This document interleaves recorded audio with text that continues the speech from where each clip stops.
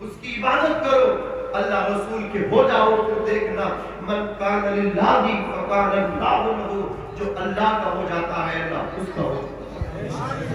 نعرہ تکبیر، نعرہ رسالت، نعرہ غوثیت، مسلک اعلیٰ حضرت، نعرہ تکبیر، نعرہ رسالت۔ سرکار غوث اعظم رضی اللہ تعالیٰ عنہ کی زندگی کو آپ جب پڑھیں گے تو پتہ چلے گا 10 سال کتنے آپ کی عمر پہ آپ کے والد کا سایہ اٹھ گیا، اپنے والدہ کی خدمت کی۔ 18 سال کی عمر آپ کی تھی، جیلان سے بغداد پہنچ گئے، عالم دین بنے، عزیزان ملت اسلامیہ، فتویٰ نویسی کا کام کیا، امامت آپ کرنے لگے، بچوں کو آپ پڑھانے لگے۔ اللہ اکبر کبیرہ، 25 سال عراق کے جنگلوں میں آپ دیوانوں کی طرح دوڑتے لگے، دیوانوں کی طرح دوڑتے تھے۔ نماز کا وقت آتا تھا، نماز پڑھتے تھے، پتے چبا چبا کر کے آپ اپنا گزارا کرتے تھے۔ اللہ اکبر کبیرہ، سرکار غوث اعظم رضی اللہ تبارک و تعالی عنہ، اللہ رب العزت کی اس طرح آپ عبادت کر رہے تھے۔ 40 سال عشاء کے وضو سے آپ نے نماز فجر کو ادا کیا۔ 15 سال ایک پیر پہ کھڑی ہو کر کے ایک رات میں ایک قرآن مقدس آپ ختم فرمایا کرتے تھے۔ مجھے بتاؤ تو صحیح، آج رمضان شریف کے مہینے میں اندازہ کرو ہم اپنی حالت کا، ادھر سرکار غوث اعظم کتنے اسٹرونگ تھے دین کے معاملے میں، قرآن سے کتنا پیار تھا، کتنی محبت تھی، پورا قرآن پڑھ دیا کرتے تھے۔ ادھر امام صاحب ایک رکعت میں اگر پاؤ پارا پڑھ دیں، کتنے لوگ باتیں بناتے کہ امام صاحب کہیں فلائٹ چھوٹ رہی ہے، کہیں جانا ہے، آپ کو کہیں سفر پہ نکلنا ہے، پورے مہینے میں قرآن پڑھنا ہے، 27 کی شب میں ختم ہونا ہے، اور آپ اتنے پارا پڑھتے کی کیا ضرورت؟ ادھر باتیں بنائی جاتی ہیں، ادھر سرکار غوث اعظم ہے کتنی اللہ کی عبادت کرتے تھے۔ 15 سال اس طرح آپ نے عبادت کی۔ میری قوم کے نوجوانوں اگر کامیابی چاہتے ہو، دیکھو شیطان تمہیں برگل آئے گا، شیطان تمہیں کہے کہ یار اس طرح سے کیوں اٹھ کر کے جاتا ہے، چل سو جا، ابھی اٹھ کر کے بعد میں قضا نماز فجر ادا کر لینا، کوہرا زیادہ ہے، سردی زیادہ ہے۔ حضرات شیطان کی بات نہ ماننا، ایمان کا تقاضا یہ ہے، رسول اللہ کی محبت کا تقاضا یہ ہے۔ بتاؤ چاہتے ہو حضور کی آنکھوں کو ٹھنڈک پہنچانا، حضور کی آنکھوں کو ٹھنڈک پہنچانا چاہتے ہو تو جوان اٹھو، الصلاۃ قرۃ عینی، آقا فرماتے نماز میری آنکھوں کی ٹھنڈک ہے۔ میں ان سے بھی کہوں گا کہ میری قوم کے بزرگوں تم بھی اپنے آپ پر توجہ دو، خود بھی نماز پڑھو، اپنے بچوں کی نماز کے لیے کہو۔ آج ہمارے کچھ بزرگ ایسے ہیں جو صرف اور صرف مسجد کے دروازے پر بیٹھ کر ماحول بگاڑنے کی کوشش کرتے ہیں، مسجد کے دروازوں پر، مدرسے کے دروازوں پر چوپال لگا کر کے بیٹھتے ہیں، اور پھر کچھ اور نہیں، یا تو بگی باغ کھیلیں گے یا تاش کے پتے ہاتھوں میں لے کر کے کھیلیں گے۔ مجھے بتاؤ یا اللہ اکبر کبیرہ، کوئی چاہے گا خنزیر کا خون اس کے ہاتھوں میں دیا جائے، کوئی اس چیز کو گوارا نہ کرے گا، لیکن تاش کے پتے سب اپنے ہاتھوں میں لے کر کے بیٹھ جاتے ہیں۔ اس اللہ اکبر، مجھے بتاؤ پھر اسلام کے لیے سوچتے ہیں ہم اسلام کے لیے کہاں سوچ رہے ہیں کہ اسلام کا یہ ہوگا، کیا کیا ہوگا، اس طرح ہوگا۔ میرے بھائیو یقین رکھنا مذہب اسلام تو کچھ نہیں ہوگا، مذہب اسلام تو تب نہیں مٹا جب تعداد 38 تھی۔ اللہ اکبر کبیرہ، ابو جہل نے اسلام مٹانے کی کوشش کی، عتبہ شیبہ نے اسلام مٹانے کی کوشش کی، ابو جہل نے میرے نبی کے سر میں پتھر مارا، پیشانی سے خون نکلا، میرے آقا علیہ السلام حرم شریف کے گوشے میں بیٹھ کر کے غم زدہ آنکھوں سے آنسو ٹپک رہے۔ حضرت امیر حمزہ شکار کھیل کے واپس آئے، آپ کی بیوی نے کہا کہ آپ کے بھتیجے محمد بن عبداللہ کو ابو جہل نے پتھر مارا ہے، عمرو بن ہشام نے ابو الحکم نے پتھر مارا ہے، اگر آج اس کا باپ عبداللہ ہوتا تو اپنے بیٹے کا انتقام بدلا لیتا۔ امیر حمزہ کو جلاتا گئے اس لیے کہ خون تو ایک ہی تھا۔ کہا بیوی جب تک تمہیں چہرہ نہیں دکھائیں گے، جب تک اپنے بھتیجے کا بدلہ نہیں لے لیں گے۔ تعداد مسلمانوں کی 38 ہے، اسلام اس وقت نہیں مٹا۔ امیر حمزہ ابو جہل عمرو بن ہشام ابو الحکم کے دروازے پہ پہنچے، جا کر کے اس کے سر کو آپ نے ایسی تلوار ماری، اللہ اس کا سر پھاڑ دیا، کہا یہ میرے بھتیجے محمد کا بدلہ ہے، آج کے بعد اگر تو نے ان کی طرف آنکھ دکھائی تو میں تیری آنکھ نکال لوں گا۔ یہ کہہ کر کے حضور کی بارگاہ میں آئے، آ کر کے کہا بھتیجے تمہیں رونے کی ضرورت نہیں ہے میرے بھتیجے محمد، آج کے بعد میں تمہارے ساتھ کھڑا ہوں، اللہ اکبر کبیرہ، میں تمہارے دشمن ابو جہل کا سر پھوڑ کے آ رہا ہوں۔ میرے آقا نے فرمایا تھا چچا میں بدلہ لینے نہیں آیا ہوں، میں تو معاف کر دے آیا ہوں، اگر آپ واقعی آپ مجھے خوش کرنا چاہتے تھے تو یہ کام نہ کرتے.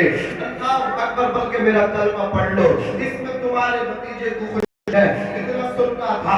امیر حمزہ نے کہا تھا, اے محمد میں تمہاری چچی سے وعدہ کر کے آیا ہوں, جب تک تمہیں راضی نہیں کر لوں گا انہیں چہرہ نہیں دکھاؤں گا. اگر تمہاری خوشی حمزہ کے کلمہ پڑھنے میں ہے تو ہاتھ بڑھاؤ, کلمہ پڑھا کر کے مسلمان بناؤ. میرے نبی نے چچا کو کلمہ پڑھایا, مسلمان بنایا.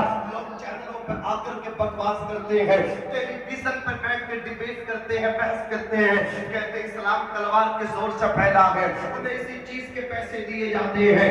ابھی غازی آباد کی ایک خبر ہے, ایک گھر کے اندر نوکرانی رہتی تھی, اس نے اللہ اکبر جب کھانا وہ بناتی کچن میں, اس مطلب کیا اس گندی ذہن کی عورت نے, ہم اس کی حمایت نہیں کرتے ہیں, وہ غیر مسلم عورت تھی اور غیر مسلموں کے گھر میں ہی وہ مطلب نوکری کرتی تھی, گھر کے برتن صاف کرنا, کوڑا کرنا, اللہ اکبر مطلب کیا گھر میں پوچھا لگانا, کھانا بنا کر لوگوں کو دینا. اس نے کم و بیش 2 سے 3 سال تک اس گھر والوں کو جب مطلب کیا کھانا بنا کر کے دیا, اس نے اپنا پیشاب کھانے میں اللہ اکبر کبیرہ کر کے دیا, یعنی پیشاب کے ذریعے وہ آٹا گوندتی رہی, اس طرح دوسرے کھانے بناتی رہی.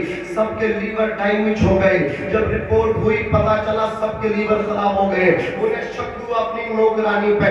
جب شک نوکرانی پہ ہوا تو کیمرے انہوں نے کچن کے اندر کیمرے لگائے, اس کو رنگ کے ہاتھ پکڑا گیا. میڈیا کے اندر آج اتنا زہر ہے, اتنی نفرت ہے, خطا اس غیر مسلم عورت کی تھی. انہوں نے جب اللہ اکبر کبیرہ اس مطلب کیا عورت کی فوٹو مطلب شیئر کی اپنے ہینڈل سے, اپنے مطلب کیا انسٹاگرام سے, اپنی آئی ڈی سے, تو سمجھتے ہیں کہ اس عورت کا مطلب جب فوٹو لگایا ہے تو حجاب کے ساتھ لگایا ہے, برقعے کے ساتھ لگایا ہے. یہ ذہن و فکر دینے کی کوشش کی جا رہی ہے کہ یہ جو لڑکی نوکرانی تھی یہ مسلمان تھی, یہ ذہن کھولنے کی بات ہو رہی ہے. پورا دن اسلام کو کوسا جا رہا ہے, پورا دن ہمارے نبی کی شان میں گستاخیاں کی جا رہی ہے, یہ بتانے کی کوشش کی جا رہی ہے مذہب اسلام ٹیررسٹ کا درس دیتا ہے, مذہب اسلام جو ہے نا آتنکواد کو بڑھاوا دیتا ہے. میں کہتا ہوں قسم خدا کی, اسلام جو ہے نا ٹیررسٹ کا درس نہیں دیتا, اسلام پیس اور محبت کا پیغام دیتا ہے. اور میں وہ ذمہ داری کے ساتھ کہتا ہوں جتنی برائیاں ہیں وہ سب اسلام کے باہر ہیں, اور جتنی اچھائیاں ہیں وہ سب اسلام کے اندر ہیں.